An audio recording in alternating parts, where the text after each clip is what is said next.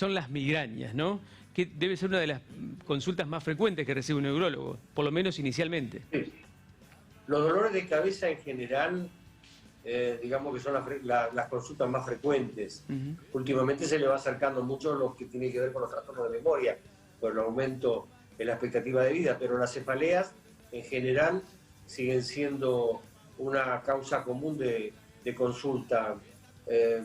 Si vamos a las estadísticas, digamos que un 20% de la población tiene dolores de cabeza de diferente índole, y la migraña es una de las más frecuentes, y por supuesto, como digo en el libro de Neurología y Mujer, son mucho más frecuentes, casi 4-1, en las mujeres que en el hombre. ¿Y hay una razón física, orgánica para eso, doctor? Evidentemente tiene que ver con un factor, por un lado genético y por otro lado hormonal.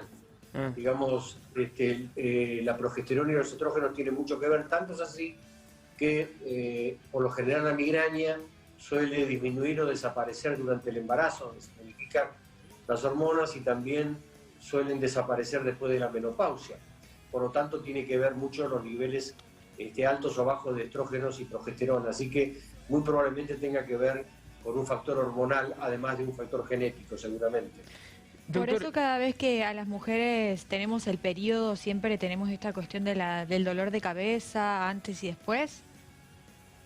Sí, por lo general hay dolores de cabeza que acompañan el periodo menstrual. Incluso en la migraña suele haber más dolor durante este periodo, el periodo premenstrual.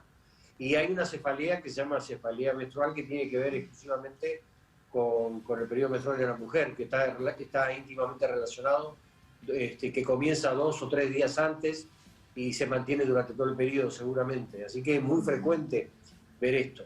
Y el otro dolor de cabeza muy frecuente en la mujer es el que está relacionado durante el parto por una eclampsia o una preeclampsia, que es cuando aumenta mucho la tensión arterial durante la fase final del parto, ¿no es cierto? Doctor, como para ir desde el comienzo mismo, ¿cuál es la diferencia entre una migraña, cefalea o dolor de cabeza? Bueno, primero, la cefalea quiere decir dolor de cabeza. El dolor de cabeza puede ser primario o secundario. Primario son frecuentemente la migraña, la cefalea tensional, que es esa sensación de dolor como que le están apretando, como si uno tuviera una vincha o un sombrero que le aprieta en la cabeza.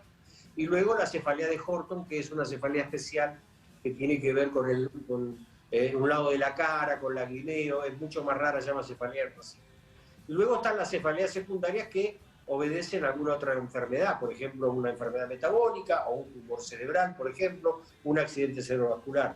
Entonces, bueno, la gente por lo general no consulta cuando tiene dolor de cabeza, salvo que estos sean muy frecuentes, pero yo aconsejo consultar cuando hay dolores de cabeza que aparecen en forma brusca, que aparecen en segundos, o dolores de cabeza que duran varios días en una persona que anteriormente no había tenido nunca dolor, o cuando el dolor es de gran intensidad y no cede con la medicación adecuada, y si se acompaña de otros síntomas como embotamiento, como convulsiones, como pérdida de la visión, o como disminución de la visión, o como cuando se asocian a la risa, por ejemplo, o al esfuerzo, por ejemplo, que uno hace. Bueno, en esos momentos hay que consultar sí o sí.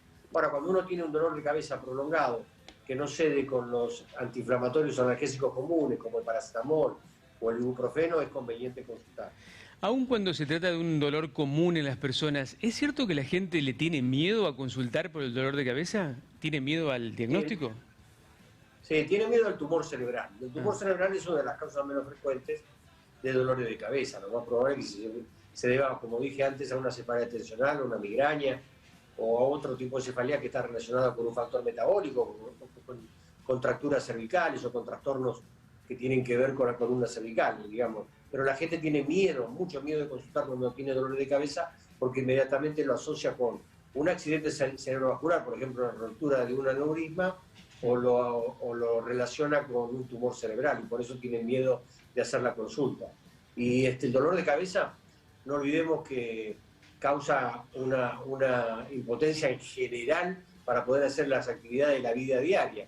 Junto con la depresión son las dos causas más comunes de pérdida económica en la población, porque obliga a no trabajar, obliga a no poder hacer las tareas habituales, o sea que es muy invalidante. Claro, hay gente que realmente es desesperante lo que sufre, no puede hacer absolutamente nada, lo martiriza, lo tortura el dolor de cabeza.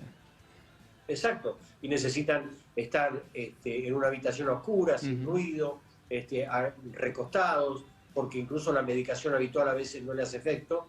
Entonces, bueno, si no tiene un tratamiento adecuado, este dolor de cabeza lo va a invalidar. Cuando el dolor de cabeza es muy frecuente, cuando la migraña es muy frecuente o la cefalea tensional es muy frecuente, siempre se recomienda la consulta para hacer un tratamiento, primero de diagnóstico para saber cuál es la causa, y después un tratamiento preventivo para evitar que aparezca el dolor. Si con una medicación adecuada, que se toma todos los días, uno puede prevenir que aparezca el dolor.